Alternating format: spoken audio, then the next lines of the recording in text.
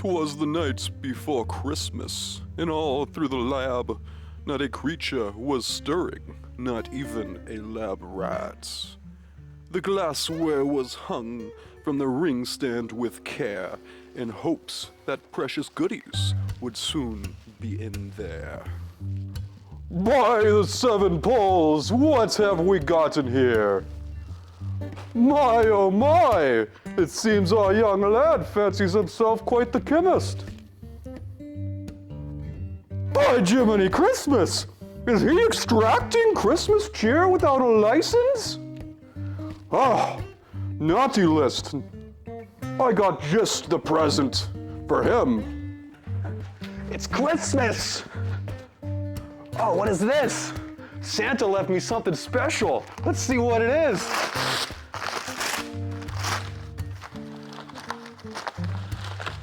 Activated carbon again? Santa! Welcome to the channel and Merry Christmas.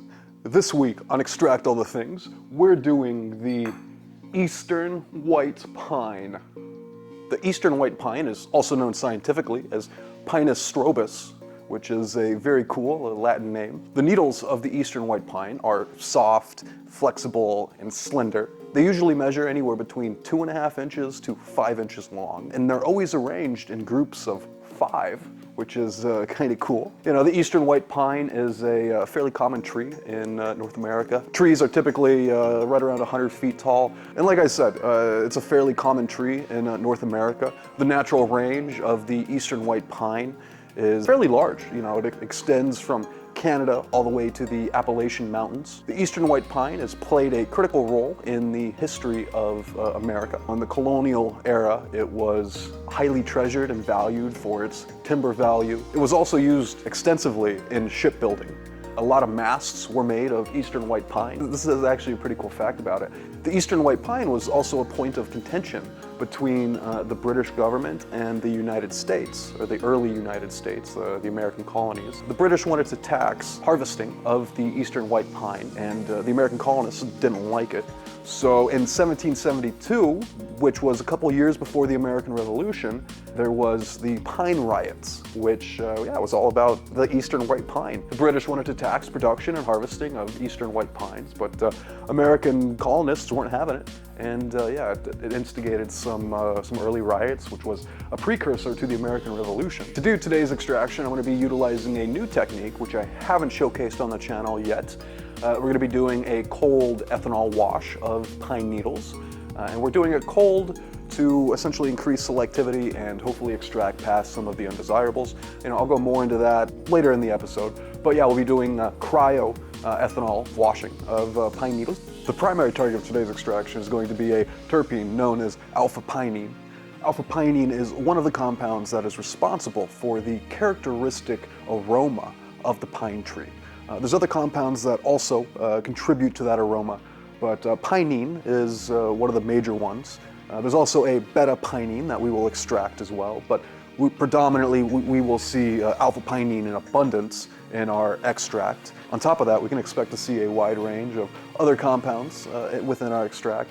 You know, we can expect to see vitamin C in there, as well as, you know, various tannins and polysaccharides and resinous acids. The Eastern White Pine is of pharmacological interest because there's just a wide range of potential compounds in there that have purported medical benefits.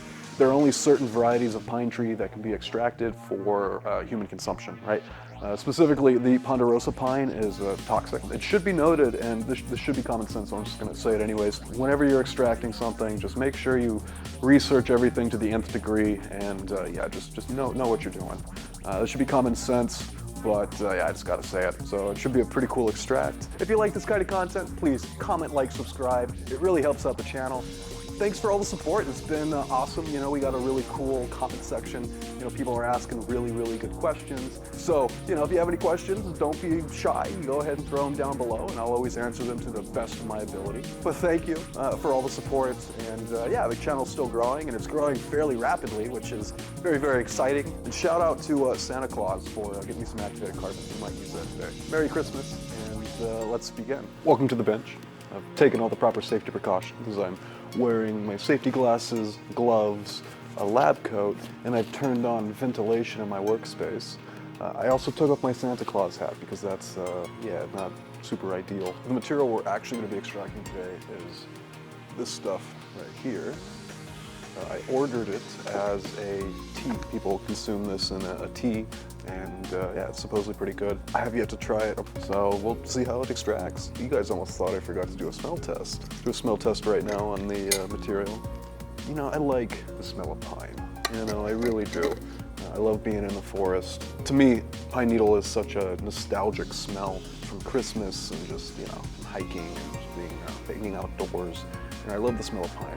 If you've never smelled pine before, the best way to describe the smell is it's very, very resonant and sharp, right? You know, it's like the sharpness, that's the pinene, right? And then there's this like sweet kind of like undernote, and it's just a really pleasant smell, you know? If I had to rate pine, just out of the nostalgia alone for Christmas and being in the forest, you know, it's probably like a 7 out of 10. We'll see if the extract smells any better or any worse. I have a feeling it's going to get more intense, you know, the more we concentrate it. To increase our extraction efficiencies, we're going to grind up these pine needles. That'll increase surface area and just allow us to, you know, get everything that's inside of here. Going to use a NutriBullet, you know, a little benchtop blender. These things are great, super, super useful in the lab. We're going to grind it up and see how much we have, and we'll just load it up like that. This will be our first kind of grind. Okay, so the vessel we're going to be using for our extract is going to be this stainless steel little bucket thing. These are super useful. And we're just going to start filling this thing up.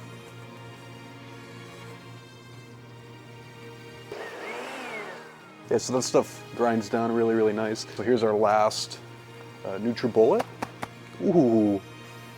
Yeah, when you grind that up, my gosh, does it make it more potent smelling. So our final weight ended up being 180 grams of Eastern white pine needles. So we ground those down, and now we are going to introduce our solvent. So you guys may have noticed this bucket sitting off to the side. It's all frosty, and like I got snow, essentially, with it. That's the solvent that we're using. We've chilled the ethanol down to -70 degrees Celsius with dry ice. People call this cryo ethanol extraction, even though it's really not cryogenic. So cryogenic is typically around like -150 degrees Celsius. -70 is still cold, and it should be noted that there are certain safety precautions one must partake. Essentially what I got going on here is a metal bucket, same exact style of metal bucket as this is, that I filled with dry ice, and then there's a little bit of ethanol in the very bottom of there. Good to run a solvent and make a dry ice slurry. That's more conducive to good chilling. Essentially what I got going on here is a 4-channel thermocouple reader, and then I have a thermocouple that is down in the dry ice, and then I have a thermocouple that is in a glass thermo well actually sitting in our solution. We can see the temperature delta between the dry ice and our solvent. This has been sitting here for a couple hours now, so it's mostly equilibrated and everything. And solution is channel 2, and it's sitting at -72.5 degrees Celsius. So that is super, super cold. You got to take special safety precautions when you're working with cold solutions like this. So I have some gloves right here, and these are meant for working with like liquid nitrogen, stuff like that. Get a pair of them if you plan on doing stuff like this. You don't have frost burns or frostbite, you know, I've had them before, and they really, really suck. Okay, now here comes the fun part. I got 180 grams in this stainless bucket, sitting on a scale right now. I got my cryo gloves right here. You know, always PPE, safety first, and yeah, don't spill -70 solvents on you, because you're just going to have a bad day. So safety first. We can take out our thermo well. So we need 540 grams. I got this on the scale. Here comes our ethanol. You can see it's definitely frosty. Very, very cold. And yeah, we're going to pour 100 grams. 200 grams, 400 grams, 500, 566. So a little bit heavy, but that's all right. It's all right. So I got a glass stir rod. Just gonna stir that up really quick. But you definitely see a change in viscosity of the ethanol when it's this cold. So we got that all stirred up, and you can see how cold that is, because you can see that frost line right there. That's super cold, super cold. And here's a great tip for you guys. So if you do this, and you kind of use the same technique where you're using two stainless buckets or pots or whatever, put it on a cookie sheet. You can see how I have all this frost right here, and like literally this is all ice. This is snow essentially, right? Which is kind of wild, just from atmospheric moisture from all the air around us, right? And we're gonna disassemble our rig real quick, but everything looks saturated in there. We're just gonna set it on top of that dry ice, just to hopefully keep it somewhat cold. And then we're gonna set a timer. And now we're gonna take a piece of saran wrap and a rubber band. Just kind of secure that a little bit in hopes of mitigating as much atmospheric moisture, like condensing on the inside as possible. It's not perfect, but it's better than nothing. We're gonna let this sit for 30 minutes in the dry ice, and we'll after that we'll filter it. We want to filter it cold. We don't want to let it heat up too much, because it's going to defeat the the purpose of doing this.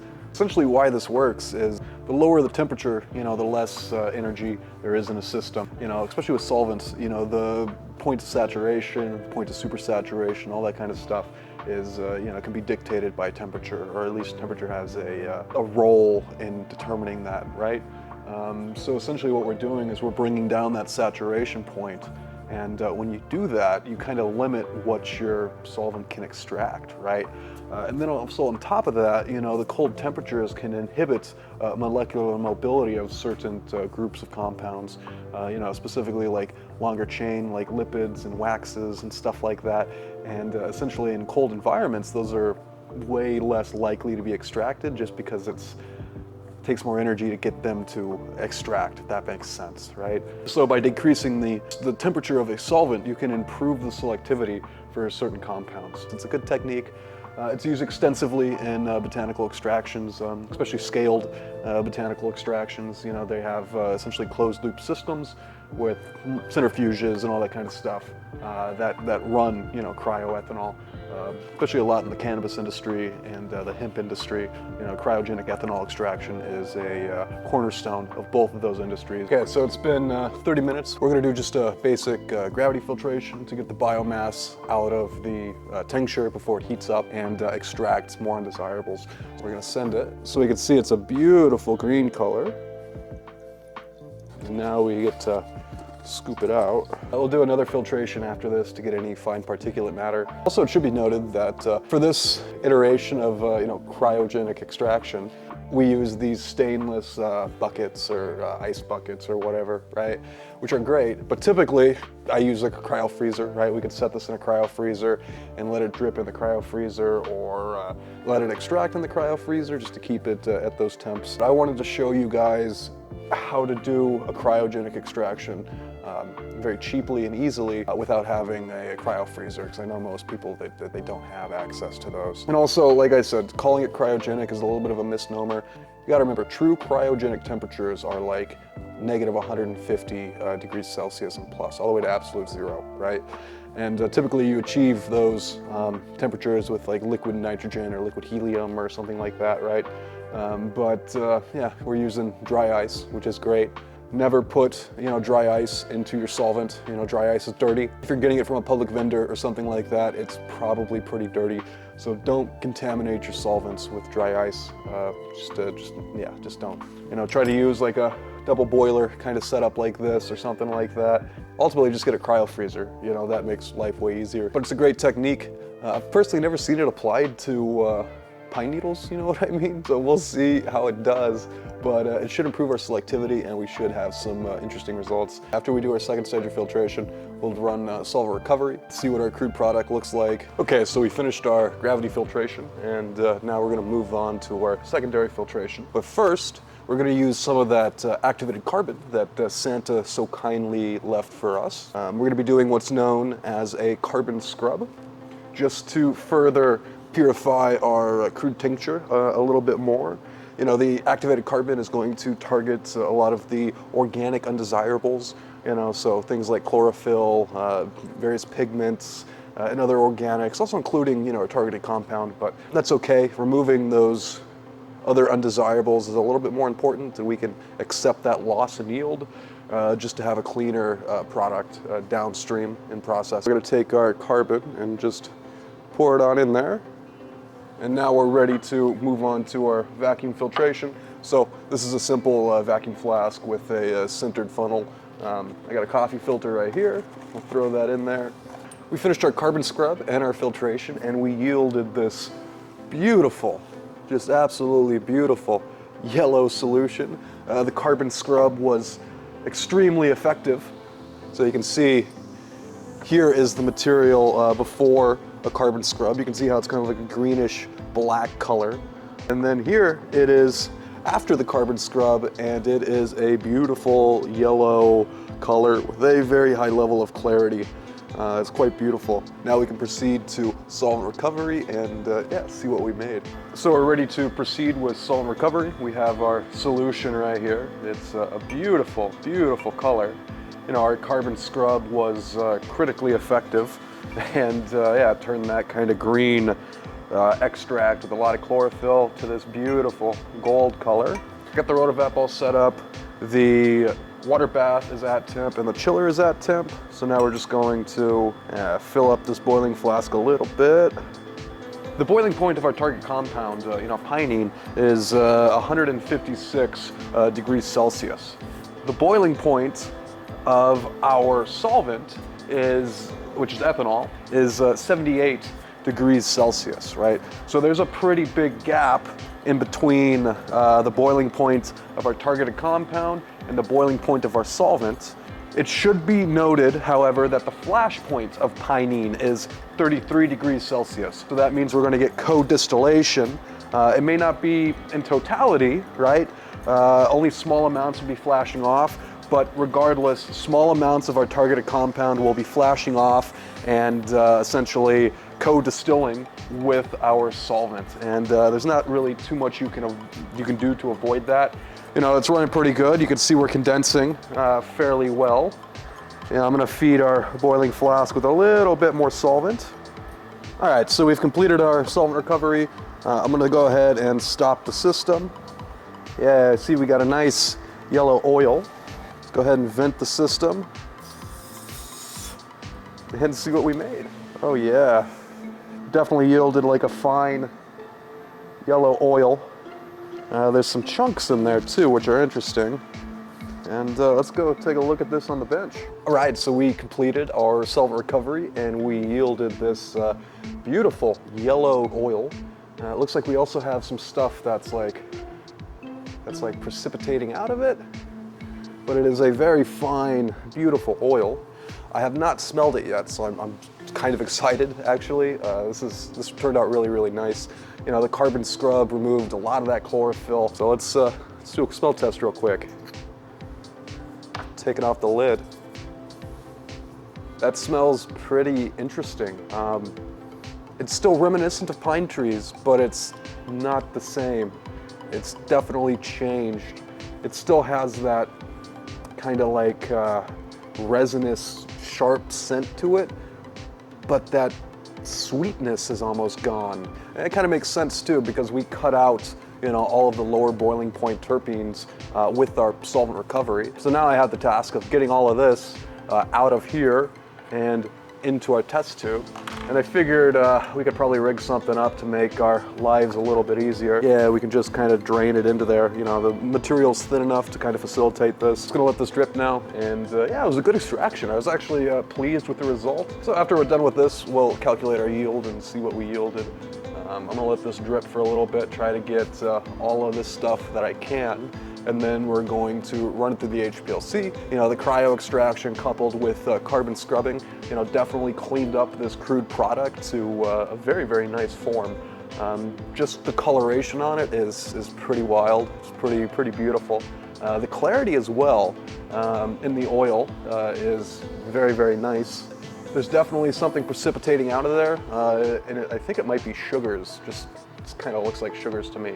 But, you know, who can say? Okay, so I got as much out of the boiling flask as I could, and it left us with a nice little aliquot. Okay, so I just calculated our yields. You know, we have 4 grams of oil in here. We started with 180 grams. That's roughly a 2.2 repeating yield, which is pretty weak. Granted, I did have a couple of transfer losses. Overall, very pleased with the results. Very pleased to add another very nice sample to the Extract All the Things library. And yeah, now we're gonna run this through the HPLC and scan it for pinene. We're gonna see how much alpha and beta pinene there is in this sample. Santa definitely helped out with that activated carbon, and really Santa came in clutch with that. Who knew being naughty would actually work out for once? So I'm at the HPLC. We just ran our Pinus strobus, or Eastern White Pine extract through the system. And yeah, we're getting some pretty decent results. So there's absolutely alpha and beta pinene within this sample. The amount is fairly minimal, fairly small, but that's okay. If you look at the chromatogram right here, so this peak right here is our beta pinene peak, and the one after it is our alpha pinene peak. There's indeed alpha pinene and beta pinene in this sample. This first big peak right here is probably our solvent peak, so there's residual ethanol probably left over in here, and then we have a fair amount of stuff clustered up in between the solvent peak and whatever this peak is. This peak makes up the majority of whatever is in this sample, and I'm actually curious about what that could be. It's very large and well defined. So our beta pinene was 15 milligrams per milliliter. So yeah, it's a fairly low concentration. And our alpha pinene was 22 milligrams per milliliter. So they're definitely present in this extract. We did it. We successfully extracted the Eastern White Pine utilizing cryo ethanol. It was a great extract. We yielded a very beautiful yellow oil that was quite phenomenal looking. We also ran the sample through the HPLC and yeah, had some pretty interesting results. We hit both of our targeted compounds. You know, we extracted both alpha and beta pinene from pine needles, which is pretty cool and pretty awesome, so I'm stoked at that. Merry Christmas. This was a very fun episode to do. Never would have thought that we could get such a beautiful clear oil out of pine needles with ethanol without distillation or something like that. But yeah, it was a great result. Thank you for getting this far, if you got this far. If you like this kind of content, please comment, like, subscribe. It really helps out the channel. The channel's been growing tremendously fast, and I can't thank you guys enough for all the support. I can't even believe it's 2024 already. It's so wild how fast time's been flying. But anyways, I wish you all the best in the new year, and yeah, we're gonna crush it 2024. But anyways, Merry Christmas. I hope you guys had fun. I know I did. And I will catch you in the next one. Shout out to Gold Leaf Scientific. You know, they're a friend of the channel. If you need anything as far as laboratory supply, go hit up Gold Leaf Scientific.